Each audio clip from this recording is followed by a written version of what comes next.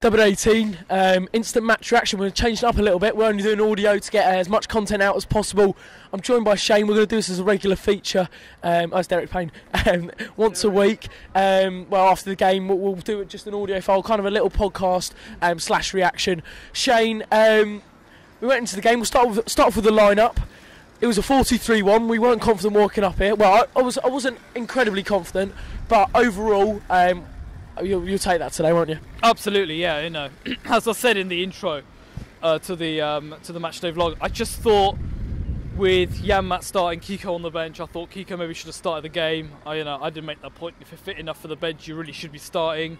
Apart from that, though, it was as expected. I thought lineup-wise, I did expect Troy to start up front, given his goal and all that. I think it's interesting, actually, just talking about goals as well. Had Janmaat not scored against Chelsea, I'm not sure he would have been in that 11, but fair, Feminine coming back as well. Yeah, exactly, yeah. But fair play to Gracia. I thought he got the starting lineup spot on. Maybe there was a little bit of lack of creativity, I thought, but that will only get better as some of our other players come back, like the Will Hughes, etc.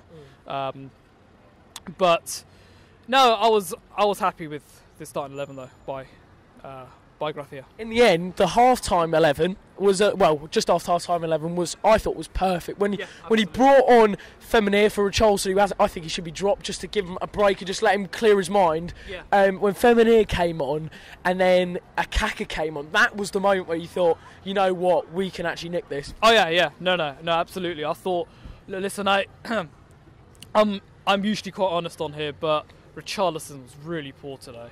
I don't know what's going on with him. Seriously, he needs to fix up a little bit, because I hate to say this, but with him, I think his mind's been taken away from this club, because I think he's looking forward now to the future. I actually think, and this might sound really quite harsh, but I think he's thinking about next season and what club he's going to be at next season, because hand on heart, he ain't going to be a Watford player next season. Let's be real about it. I don't think he will be. On top of that as well, something I didn't mention earlier, I wasn't very impressed with Doucouré in the break that we've had. Going out to France and doing punditry, all well and good, sitting there doing a Q&A session talking about rumours that have not even surfaced yet. Arsenal, Spurs, Liverpool, yeah, great. And for him to come and say, I'd rather go to Arsenal because of Wenger. Mate, you've got a contract here at this club. He has signed a contract extension, I believe. I don't think he has. I don't think he's gone for it. Okay, well, I thought... I was going to touch on that, actually. What didn't you make of that? Because it came out in the press, and I think because it was Doucouré, he got away with it a little bit.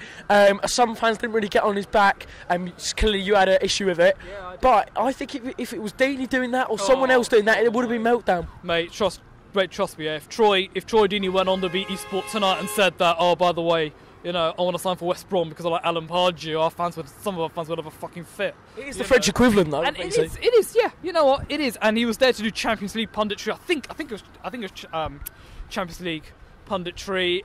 Again, I'm not really a massive fan of of players going off and doing that. Kabasele did it, and I thought he did very well. But there's no speculation about his future. Doucouré, it's obvious he's a great player. But what really pissed me off about it, because I did watch back the whole interview of. I found it somewhere on some corner of YouTube somewhere. But what I found actually quite annoying was that, yeah, he's a Watford player. Yeah, he's played well for Watford. But how many times did those French guys mention Watford? Very, very little. Very, very little. And obviously, for him, maybe they were looking at him trying to get into the World Cup squad, an outsider maybe for that. Obviously because it is French TV and they're trying to focus from their perspective.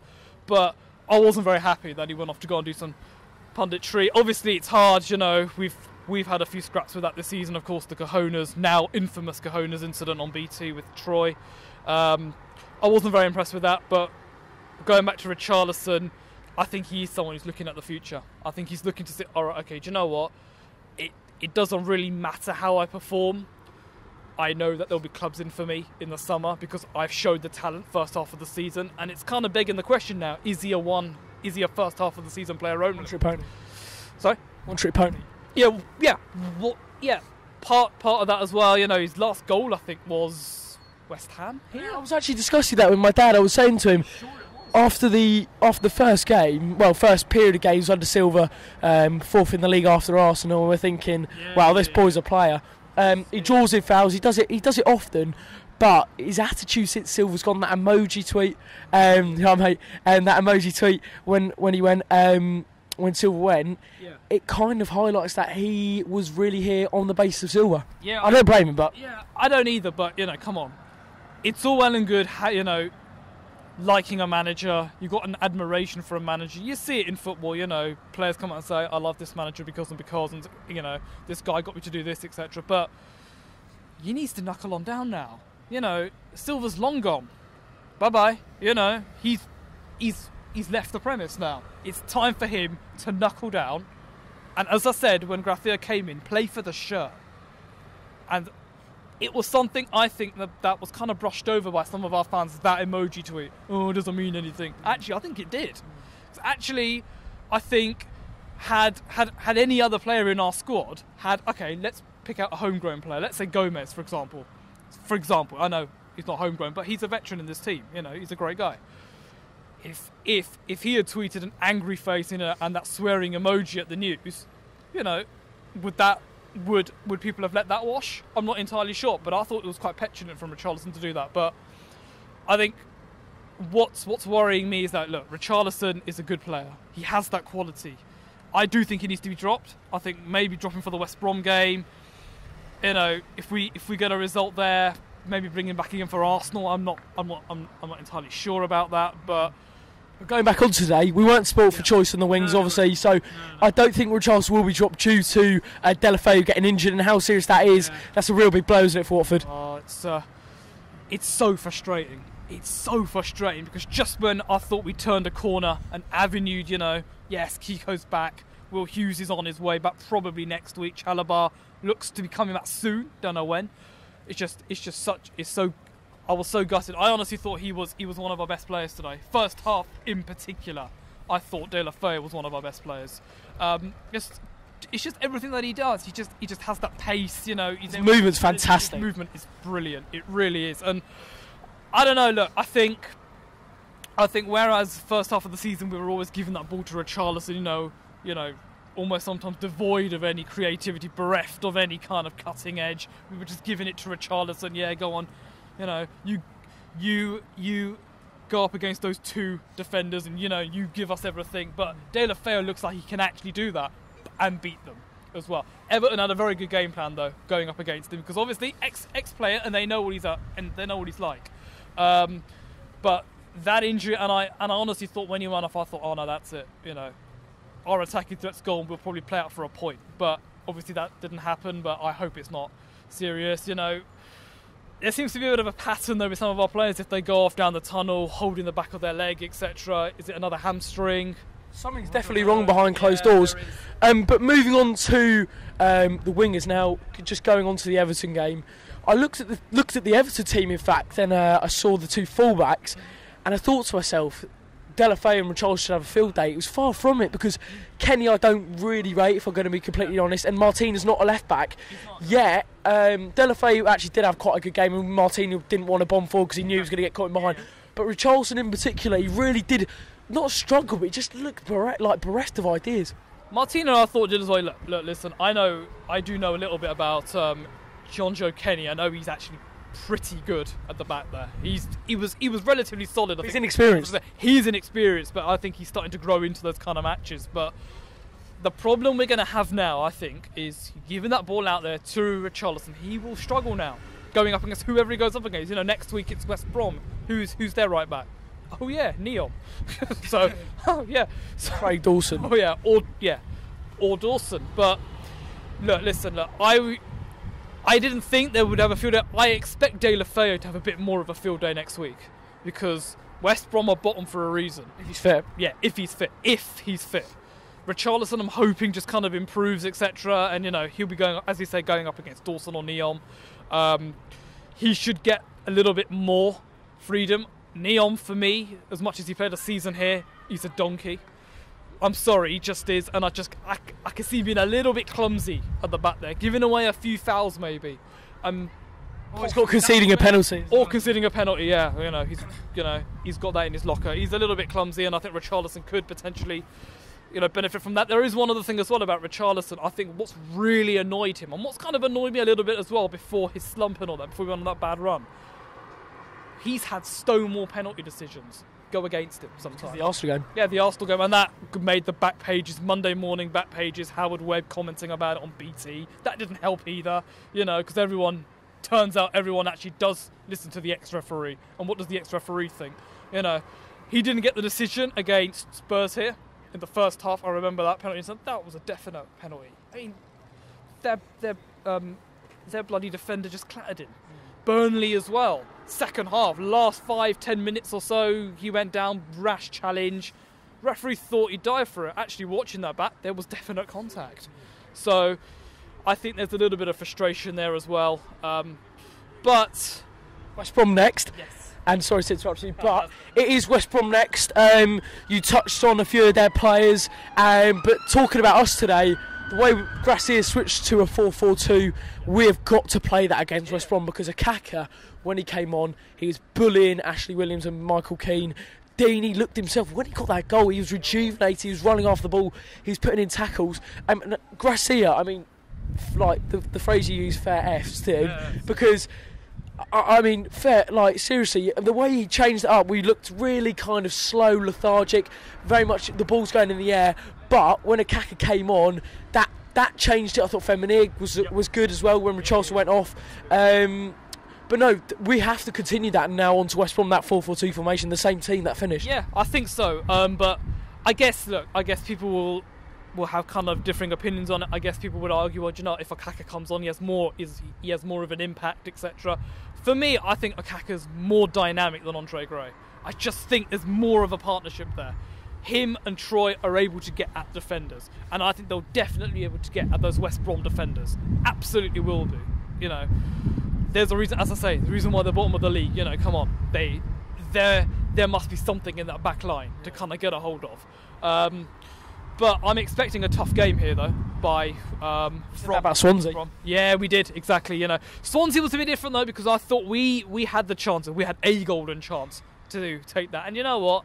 In hindsight, and hindsight is such a horrible thing sometimes, and it can sometimes be great. But I think in our perspective, looking back at this season, there have been some terrible moments. Swansea was one of them. We should have finished that game off. Yeah, we make it 2-0. Swansea don't come back into that, and it's 3 points. Stat alert. We have lost 4 games from winning positions this season. We would be we'd be comfortably in 7th position, the final Europa League spot. But hey ho, our opponents today, Everton, they had won the most points from losing positions. I think it's 13 points. So even when it did go to 1-0, I was wary. But we got the job through. We saw it through. I was even more wary when Yannick Bolasie came on, because I thought, Jesus Christ, Matt. in our sleep. Yeah, Matt defends like an OAP at times. Exactly. And you know what? Bolasie loves playing up against Watford, because he did it when he was playing for Palace. Caused us so many problems down there. But I see less skillful players in that West Brom team. I tell you what I do see. I see grafters in that West Brom team. I see players like Chris Brunt, James the Wanker McLean, who will come here and will infuriate every single person sitting in the rookery. Because that's just what he does. He goes in there, he got Pereira sent off a couple of seasons ago. He's a nasty, gritty kind of player. But you know what? West Brom need a nasty, gritty kind of win. But we were saying that you're completely right about last season. It was like that. Yes. But the man who was coordinating that and giving all and barking orders was Tony Pulis. Alan Pardew hasn't got that, and I think it's really been a downfall for them. They tried to play attacking, expansive football. I think Matt Phillips was a threat, but really, it's not the same West Brom side we're used to. The guy I'm really worried about, though, next week, for them, the guy who I think is their biggest threat, Salomon Rondon, up front. If anyone plays FIFA, you know what he's like on FIFA. He's a beast. He's a beast here as well. He's a beast on the pitch. And I just hope our centre-backs are just switched on. I did think Prodal was okay today. Okay being the absolute minimum. I didn't think he had a brilliant game. Maps I thought was good today. Again, he's putting in some good shifts now, Maps. He really is. Very good. He's been my defender of the season. Yeah, I've got to agree with you. I think it's between him and Cavasello personally, but I think Maps at the moment. He's a Watford boy. Yeah, exactly. Of course, But it's great to see though, someone who's come through the ranks. I mean, he did obviously go out to other club, but for someone who to come back to the club, put in fantastic performances week in, week out, and not would have expected that. He hadn't played first league football regularly under Palace. He didn't. I mean, he came back and he's been fantastic. Do you know what? Somebody made a comment about it today. I think some of our guys were down trying to get some pictures and stuff. He stood and spoke to every single fan down there today.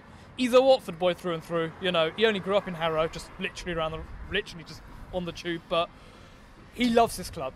He absolutely loves this club. You know, I've had the privilege of having a very good chat with him after the West Brom game as well. He makes time for every single fan. Captain material. And you know, I have said it because I think when the summer comes, I think there will be a lot of change at this club. You know, the manager is one thing potentially, but the player, the personnel, that's all going to change. I think Troy will go in the summer. I don't know where, but I think it's the right time to go, to part ways. He looks to be finishing the season pretty strongly at the moment. What's the finish today? Oh, brilliant finish. Twatted that, didn't he? Fucking hell. I have to say though, swiftly moving on to that finish. Wowee. Oh, what in one kind of motion he saw it on the turn, and I was just reenacting that. Obviously you can't see it on the video.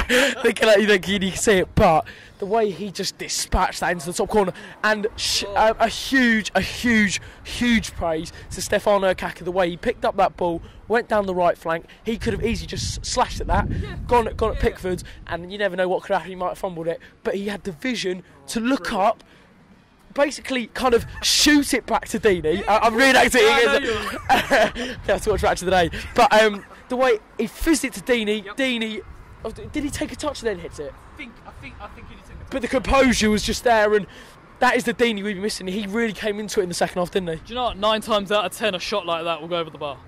Simple as that. But today, it was a great finish because we were calling out for it. We were on top in that kind of like period of play. I was seriously sitting there thinking to myself, we need to score now. And my God, what a goal it was. He always seems to perform whenever the TV cameras have come here.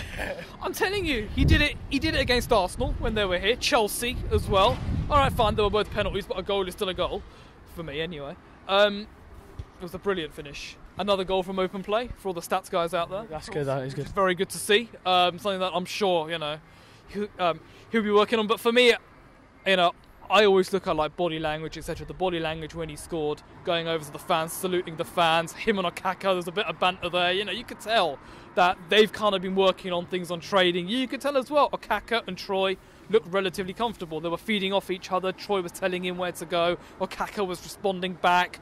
You know, the guys in behind had a clear idea. This is how we're going to do it. Pereira, you move here. You kind of push the ball through here. Sometimes I think our attacks do break down a little bit. You know, there was one great moment. I thought Kiko was running clear, passed it out to Decore and Okaka just got in the way. If Okaka just moved slightly, Decore had almost had a free shot on goal. But we were working Pickford in those last 10 minutes or so. Really were. Okaka was unlucky to not score as well to make it 2.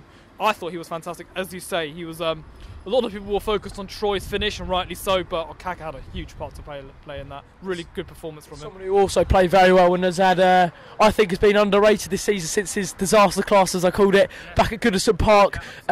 One of Marcus Silva's last game? No, well, that was around the time of the interest, which is pretty ironic. But since that moment, and since he's come into the side, Orestes Karnezis has been really, really good. I mean, that save he made right at the end was a 3-point saving challenge. Save. That's 2 points gained. I mean, fantastic from him. On another day, you never know. I personally think Gomez might have stalled it. There's been times where Gomez in that sort of situation has done it. We saw Swansea at home, but Karnezis today, and actually throughout the season, has been fantastic since he's come into the team. Do you know what though? Honestly, I didn't quite realise this when it happened, but someone told me Pickford apparently headed that ball. I had no idea. The ball came in. Apparently, it was Pickford got his head onto the end of it, and Prodal was there, and then he got cleared, and then he got pinball back in. When I saw the pinball go back, I was like, "Oh no, please!" You know. But look, listen.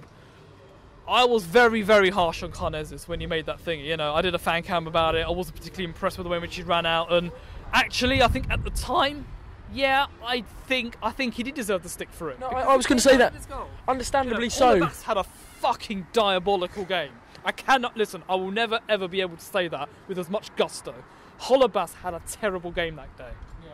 Karnes is coming out of his goal though. That provided the momentum, and actually, in some respects, that kind of started the slide a little bit for us. It was just the lack of just concentration. 2-0 up as well.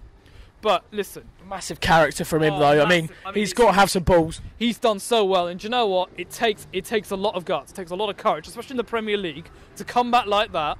He looked very good today. He's looked good in previous games as well. Hasn't really made that many mistakes. He's looked solid. He's commanding his box, and do you know what? Aurelio's going to have to work hard to get back into there again, because I'm not sure he can. Will we see him again in the Watford shirt? If Karnes does get injured, I don't think we will. Yeah, I don't think we will either, and I think it is kind of sad as well. But obviously, Karnes is here on a loan. I'm not sure if that's going to be extended. I think it probably will be extended. I'm not entirely Hopefully. sure. But of course, Pontus Dahlberg's coming in the summer. Young keeper, easily mouldable.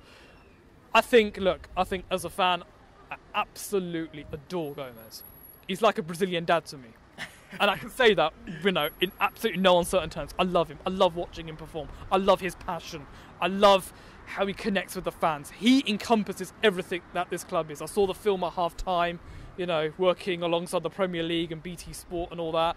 He encompasses everything about this club. The family club, he loves it. He loves the support. He loves the fans as well. And I just think, look, Karnes has done incredibly well, and I think he does deserve the number 1 shirt for now. But I'll be gutted if we never see Gomez again in the shirt. But if it keeps us up, we're not going to complain. Oh, no, of course not. Absolutely not. No, absolutely not. But I think it is right to say that as well as Gomez has done.